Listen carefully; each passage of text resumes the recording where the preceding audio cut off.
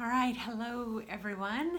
This is Nancy Rebecca with Intuitive Mind, and today I'm going to talk about the energy of belief. You see, I'm a clairvoyant, so what that means is I'm a clear seer. My education in the Western world is as a registered nurse. I did work in intensive care. I also worked as a hospice nurse. But it was in the 1994 that I had a spontaneous out of body experience. And when my spirit came back into my body again, suddenly I could see. I call it kind of suddenly sighted. And so when I move through my world on a day to day basis, I see people walking down the street, but I also have the extra ability to see energy fields at the same time, as well as chakras and the spirit world. And so, as you can imagine, when this first happened, it kind of blew anything that I believed in. This topic is about belief. Anything that I believed in just kind of blew it out of the water. And so, I just, as a nurse, I was like, I want to understand these energy fields that I didn't even know existed. I want to understand our soul that works, that moves into our body. Because when I had my out of body experience, it felt like my body was just as animate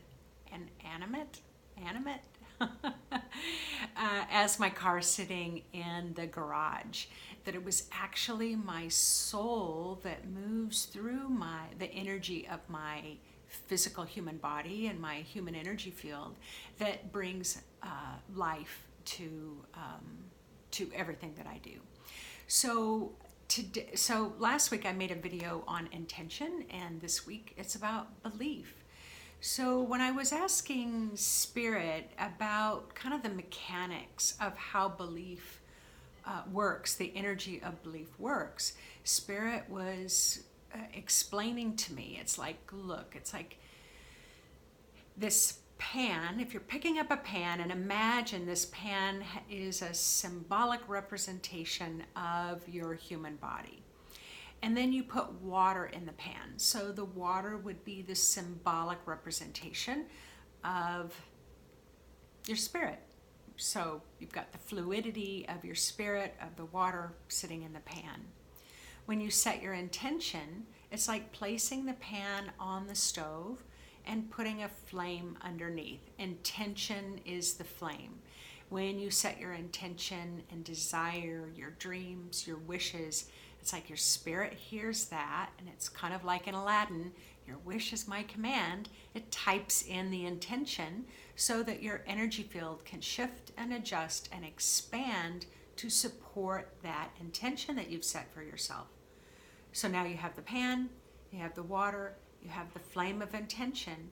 And then what Spirit said is belief in you is an energy.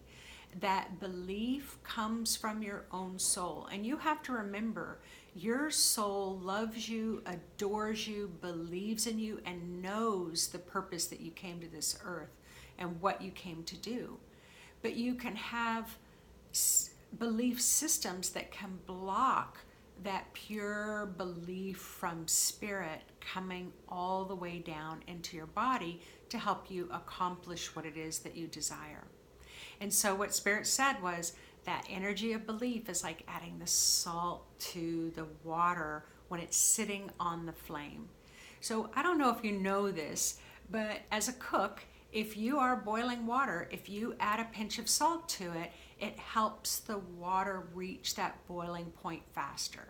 So if we think about this analogy of our human energy field, our physical body's like the pan, and our human energy field is also part of that pan, and then our spirit comes down in our body is like the water, and then adding the flame is intention, and then adding the salt helps you achieve your attention faster, which the salt in this situation would be belief.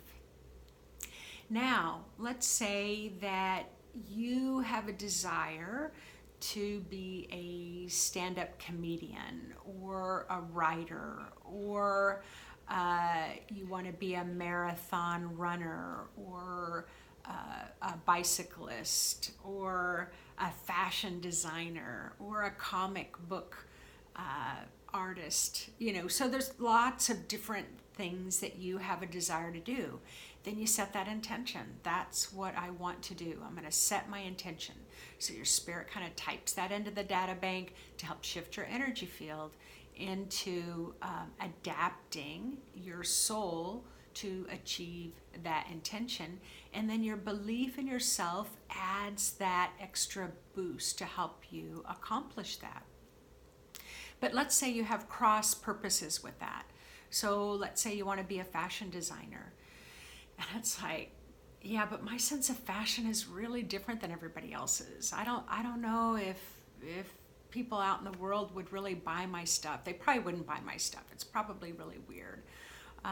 Or, well, that would be a lot of hard work. Going to fashion design school is really expensive. I don't have any money. So you can kind of hear all the ways that you cannot believe in yourself. And so then what Spirit said is, it's like, all right, you've got the pan, you have the water, it's sitting on the stove, you have the flame, you've added your pinch of salt, but now you have this kind of negative belief that comes up. It's like taking an ice cube and adding it to the water. It cools it down. It cools the activity down of your spirit. It slows that activity so that you are not able to reach your desired intention in the way that you really wish that you could. So you kind of self-sabotage yourself by throwing all those ice cubes into the water. But another way that you can look at it is kind of like a vinyl record. You put one of those vinyl records on the record player. When it plays, it can be either positive messages or not so positive messages.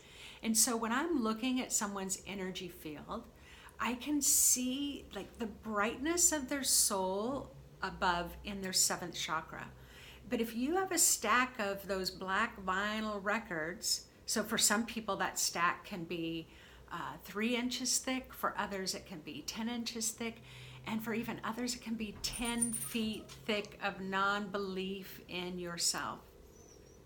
And so what you want to be able to do is to kind of just go into meditation and clear those vinyl records of disbelief in yourself, or not throw those ice cubes into the water that cools down the activity.